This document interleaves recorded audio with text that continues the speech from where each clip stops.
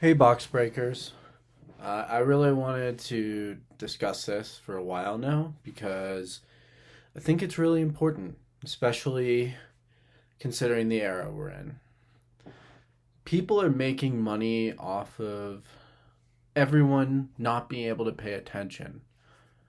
And it's unfortunate because in order to do things like read or write or even just listen to someone when they're talking to you have to have a certain amount of attention. But that's just not what social media creates. It reminds me of something that's happened in music in recent history with the loudness wars, which basically is how music would get more compressed and louder because that would get more people to pay attention in a certain way or to be engaged. When the radio would turn on compared to other songs it would play, it would be much more captivating in a certain kind of way. And it decreased the quality of the music a lot of the time.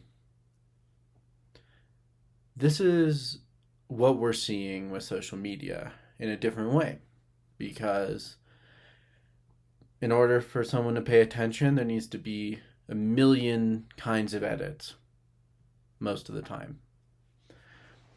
And I think as creators, we should be pushing back against this because it's also contributing to a lot of bad trends in the culture.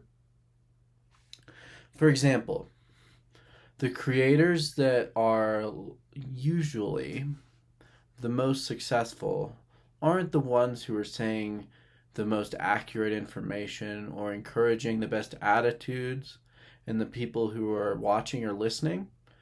It's usually the people who hold your attention, even if it makes you angry or tells you something that's a lie and latches on to some kind of insecurity that you have. When I was a teenager, Jordan Peterson did that thing to me because what he would do is latch on to my repressed autistic tendencies and make me feel like that all those things about myself I should change to fit a role that other people would understand. And that's how I should define myself in a very ableist way. Um, and that latched on to an insecurity. And he got a lot of money from me probably because I watched hours and hours of his subpar podcasts and videos. And people like Mr. Beast do this kind of thing in a different way by editing a video to be the most entertaining from the perspective of pure engagement by looking at the metrics in minute ways to see, oh, this gets people to watch. And that's what people care about a lot of the times when they're making videos. So I feel like instead of playing into this dynamic, creators should stop overly editing their videos and encourage that because it could help the trend that's going on. Because what's considered a great creator is the person who can use the algorithm and get themselves a certain kind of power no matter what the cost is, even if it leads to hurting other people, even if they enjoy your videos, or even if they can't help but watch. Because honestly, for a lot of important kinds of knowledge and wisdom, you have to be able to at least watch a video without it having a million different graphics and like being curated to maximize every bit of your attention. And should that be what we define as a great person in any respect? Because whenever people use the word great, it usually doesn't mean that it's the most skilled person, the person who's doing the best things for the people around them. When someone says that was a great leader, the first box that person usually has to check is that they're the most widely known. And this kind of celebrity culture has been going back since Napoleon, the great leader, or Julius Caesar, or all kinds of demagogues who abused their power so they could enrich themselves and then be praised for it. And this just hasn't changed. And I'm not surprised by that, and I'm not sure it will. But I think it's important to call it out for what it is mostly a lie that maybe we shouldn't care so much about who the great, most popular musician is, or the great, most popular writers or leaders. And that word maybe doesn't mean as much as people want it to. And when there's these great books courses, it's another example of that. The people who watch great books courses, what you're looking at is a very specifically curated set of texts. Or if you're listening to the great composers, it's firstly the people who are the most influential, and then second, what they're most influential for. But I think what's more important than that is being able to be the kind of person who listens to anything or reads anything with a set of fresh eyes and ears, as if you don't even know who that person is. And that's a very Rawlsian or John Rawls approach to this kind of issue. I have made a video on that before, so you should check it out on impartial spirituality if this is something that interests you. But there's a idea about a veil of ignorance, that sometimes not knowing the name and the reputation of someone actually adds value and creates better conditions than knowing everything about having opinions on everything, or even knowing yourself in a certain kind of way, because then people just serve their own ends because they know themselves and know what's going to benefit them, even if it's at the expense of other people. And I think this should be considered. I don't think impartiality is always the best thing. For example, the attitude that a lot of Machiavellian or Robert Greene followers are really into, where we're not judging the moral character of this. This is just telling you how to get influence, is the perfect message to people who only want to financially benefit from social media. And they're encouraged to do, or at least not dissuaded from doing, certain using certain tactics because that's just what everyone's doing that's in power. That's what everybody's doing, you see. And I think that it's just not acceptable to be impartial in that kind of way. But if you apply that kind of impartiality to in a Rawlsian way, so you don't know what benefits yourself, but only what benefits everybody, it can be a little bit more helpful. And it's just sad. I just want to point out the kind of grief that I feel and the kind of inner conflict that I go through as someone who creates videos and um, like I don't want to be a part of that problem, and I want to point it out because it's something that really causes me difficulty. Like I don't want to contribute to the kinds of practices that perpetuate suffering in all people, especially people who are really young. Right now, people that are teenagers or younger, because they are on these apps absorbing certain practices. And it's going to be even more intense than when, like 15 years ago, when or more, when I was in that position. And I understand the kinds of difficulties that it causes to not be able to focus on a book. I mean, it's taken a lot of effort. And when I was making videos on TikTok, I mean, I'd get pulled into those things very easily. The just clickbait, trying to get your attention, creators.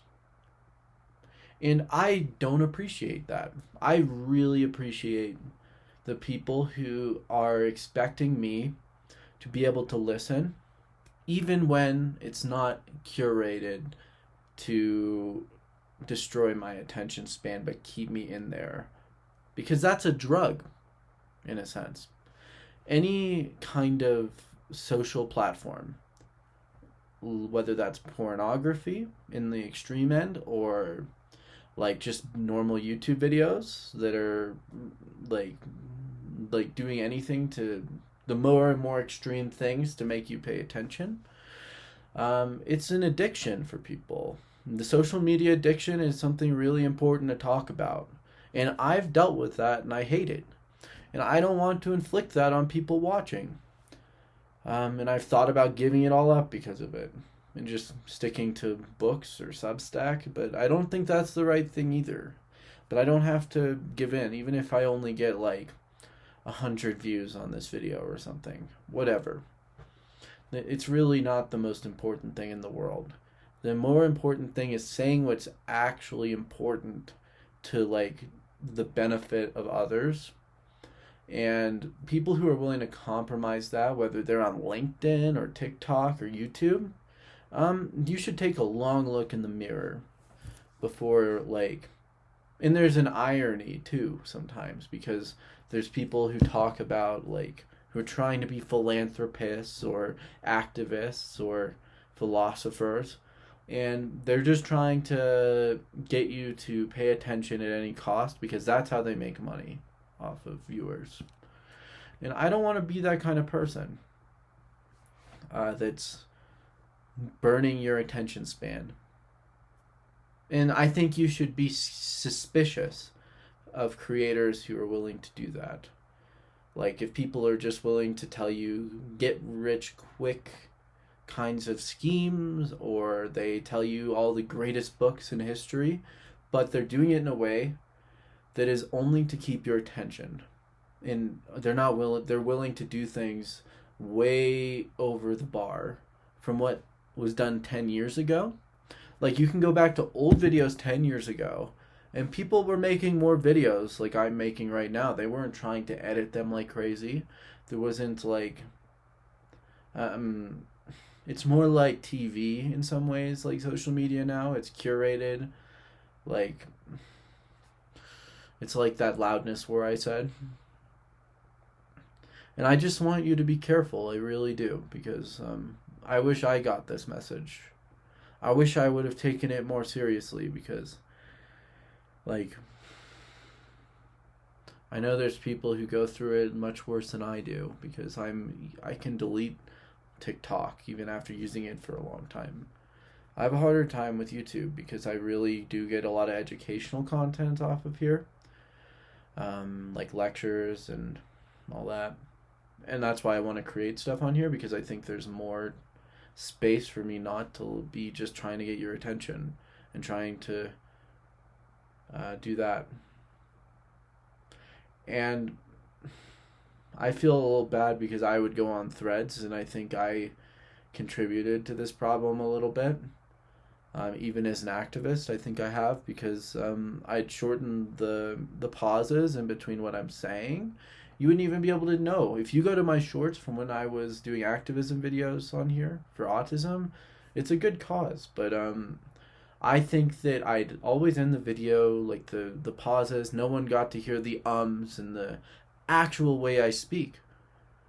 But people should be encouraged to listen to normal speech.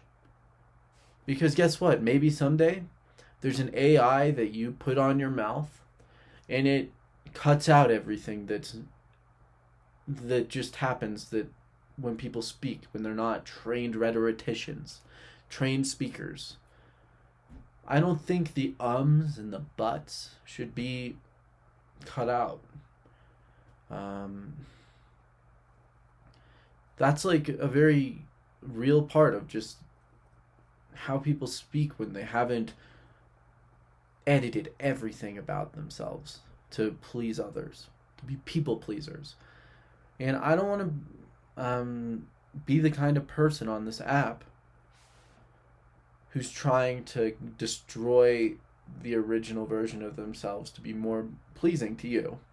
And I'm sorry if that offends you. I don't dislike you if you don't appreciate that, but I don't want to be the kind of person who's building an audience that relies on the omission of my normal speech. Like, you should be able to listen to an autistic man speaking without trying to be neurotypical.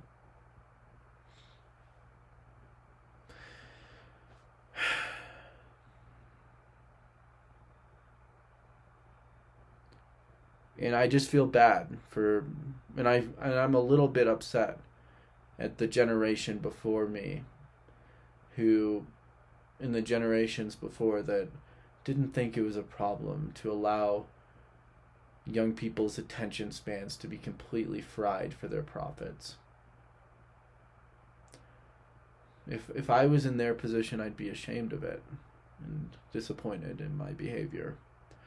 And I don't want to be complicit. And I don't want to edit my videos. I want to be able to listen to others in this way as well.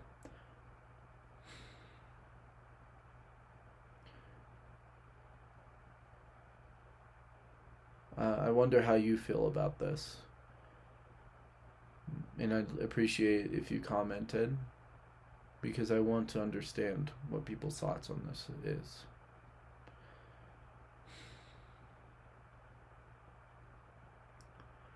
It's just so sad.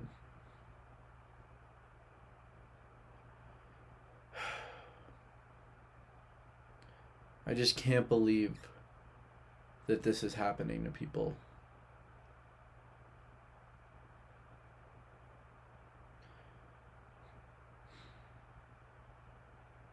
I don't want anything to do with it. And I hope that you took something away from this video. I don't know what else to say. If you want to hear my opinions on other kinds of things, let me know. I'm planning on making a video about that's a stim focused meditation. It's going to take me a while because it's going to require a lot of audio production.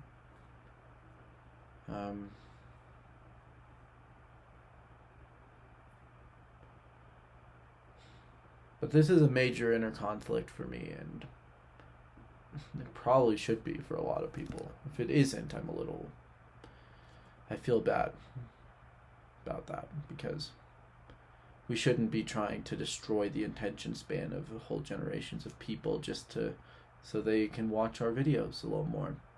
It's greedy and selfish. It's so unfortunate. I'm just gonna end on that note. Please subscribe. Whatever. I don't even know what to say. Don't subscribe. Throw a tomato at my face. Call me something mean. If you want to be mean to me. Whatever.